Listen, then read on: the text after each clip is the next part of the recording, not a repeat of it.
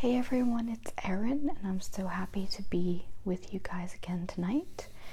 I wanted to share something with you that I found very serendipitously within the last few days.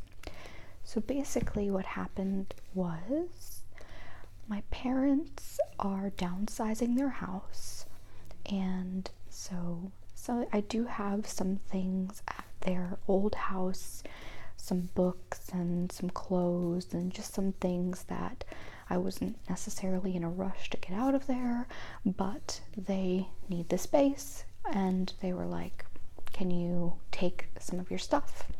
And I said, sure. So I took some boxes of books and I started to go through them recently, and a lot of them I had forgotten about, and I'm excited to reread. And within the box of books were also a bunch of journals. Normally, when I buy journals, they're just to look at them because I'm weird. I think they're beautiful most of the time, and it's almost sort of like a weird collectible thing. I don't know if I'm the only person that does this, but I have many journals that are just sort of for looking at. And I have to be very careful in Marshalls because I tend to always buy one when I'm there. Anyway, so I wanted to pick out a journal to actually start writing in, because I'd like to start doing that. It's a goal of mine to journal maybe at the end of the day, or have a journal with me, so if I have some thoughts I want to write down, I have something with me. And so I picked out this one, and you can see that it is peach with really pretty gold swirlies on it. It's very pretty, and I don't know if you can tell, but it's got this rubbery cover, and I love the sound of it. It's like little thumps. It's not tapping because there's no nails or anything. It's just like the pads of your finger. But I've always liked this sound. So it is bendy because of the rubberiness, and it's a good size. It's something I could take with me. It's easy to write in, it's easy to open up. So I thought, I really like it and I'm going to use it. So I opened it up, and it turned out that I had used it before once. And there is one entry in here, and it's strange because I don't recall exactly when I wrote it or where or anything. It is probably about 5 years old, perhaps more, but I'm guessing approximately 5 years old. And I read it, and it was very interesting because it was something that I felt like I needed to hear. And since it was something that helped me kind of just think about things a certain way and maybe ask some different questions, I thought I would read it to you guys, and hopefully someone out there will get something out of it, even if it's just thinking, that's interesting, or asking different questions, or looking at something a different way. So I wanted to share it with you and maybe just commentate on it a little bit and see what you guys think of this long lost journal entry from 5 years ago. It even has like strike throughs on it and stuff, like I was editing it. I don't remember any of this. So anyway, but it is my handwriting. It's not like some I stole someone's journal. So this deals with, and I'll like I said, I'm going to read it for you, but it deals with the process of struggling and not being temporarily happy. I'll read it, and then maybe we can we can talk about it a little bit or something. But so it says, and I'm sorry that I'm not looking at the camera, but I'm reading the journal entry, so I hope that's okay. It says, we need to look at the process of figuring things out like a board game or a jigsaw puzzle. The actual moment of victory, of completion, is a fleeting moment, a small percentage of the overall experience. But there is enjoyment in the experience itself. What makes the victory feel so good is the time and effort spent making moves, coming from behind to win, going through 30 puzzle pieces before finding the one that fits. And through these steps in the game, there is an ultimate conclusion of winning or completion. But people don't play these games and the whole time and hate them until the last 30 seconds when they're done. If you ask someone doing a puzzle if they have no fun until the end, they will say, no, the fun is in the figuring it out. If it was all over in 5 minutes, if it was easy, it wouldn't be the same. The feeling of accomplishment comes from experiencing the results of hard work. It's important for more people to enjoy the process of success and not just seek happiness at the end of the journey. The moments of enjoyment that come with reaching the fruits of our labor are only a small moment out of what most likely takes days, weeks, or even years to accomplish. Ask yourself, do I want to be happy 1% of the time? No one will answer yes to that.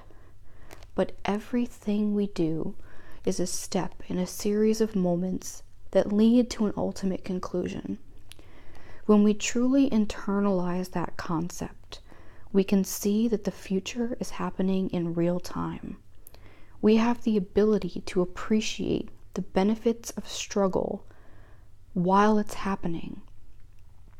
When we have clearly defined goals and objectives and identify the steps it will take to get there, we can appreciate the bumps in the road and the setbacks. But the key to appreciating struggle is to know what we're struggling toward. If you're traveling with no destination, how do you know when you get there? If we want to find joy in suffering, we must suffer for a reason and be crystal clear what that reason is. Whether it's business, fitness, personal growth, or just getting through the day. Pick a destination and be fully prepared for turbulence along the way. But when it comes, and it inevitably will, embrace it and be grateful for it.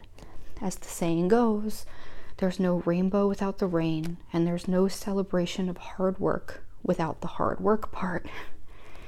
But instead of looking back at the setbacks, course changes, and times we wanted to give up, and ultimately saying, I would never be where I am without all of that, the good and the bad, how much more enjoyable would it be to be in the middle of those things and say, I'm going to enjoy these moments too, because I choose to embrace the whole journey and not just the end. So apparently I wrote that. And maybe 5 years ago, I had some kind of weird foresight into 2019 and finding that in a pile somewhere, because I really needed to hear that. And it also came as even more meaningful to me because I did write it and I did feel that way at some point. But what I got out of it is that even the longest life is short. And things happen so fast, and there are so many moments in our lives. I've gotten to the point now where many times I've gone through something difficult. I am currently going through something difficult. And I've come to conclusions over and over again that things that I thought were really bad have ended up opening doors for me, giving me lessons to learn. And I have learned from them and become a better person in the end. And the fact that you can't celebrate hard work without the hard work, I'm taking it as being thankful for everything. And this is really difficult, and I understand that it takes a while to get to certain points in people's perspective. But for me, I'm at the point now where I feel like I can be thankful for the bad things that I'm going through while I'm actually going through them, and know that something great is going to be produced from it. And that doesn't mean it doesn't suck. It doesn't mean that you can't have a hard day, or cry sometimes, or say, why me? Like, it doesn't mean that you don't get to say those things. It just means that you understand that you stop and be grateful and be happy and say, I don't want to just be happy when this is all over, because every time something is all over, if that's when you give yourself the sigh of relief or the momentary happiness, it really is just such a small percentage of the overall time we're here, or the overall journey, whether it's days, weeks, months, years. And instead of having that one little burst of happiness when something is complete or when something is done, like a college degree or a marriage or some kind of milestone or anniversary or completed project, it's all the steps that lead up to that, so that you're not just having a momentary amount of happiness, you're feeling throughout it like you understand why you're doing it. And that's, to me, the biggest takeaway that I've had is, okay, if I'm going through something right now, instead of just blindly floundering through it, what I need to do is set a goal for myself. What do I want to get out of this? What do I want to ultimately happen at the end? It might not happen, or it might change along the way, but that's the idea. Is if you're going to suffer, if something bad is going to happen, if you're going through something tough, if you're really sad or whatever, it's okay to feel that, but know that you're feeling that way for a reason, so that you know what you're working towards, so you know that when you get to that completed moment, you know that you've completed it because you've defined what that means. And I think that's the lesson that I've learned from this, is it's okay to be upset, it's okay to feel like life's not fair sometimes, but it doesn't do anything to just stay there, because there's no journey and there's no reward if you are going through something for what you feel is no reason. You kind of just stay in this same headspace. You don't know where you're going, and you don't know how you've gotten there, because you don't know where there is. So I hope that was not 14 minutes of mumbo jumbo or hieroglyphics or something. If it helps even literally one person in any way, I will be happy. And thank you for spending 15 minutes with me. I always appreciate it, and I hope to see you very soon. And feel free to leave comments, ask questions, Let me know what you think. I'm very, very curious to know what you think. So I really appreciate all of you, and I will see you very soon.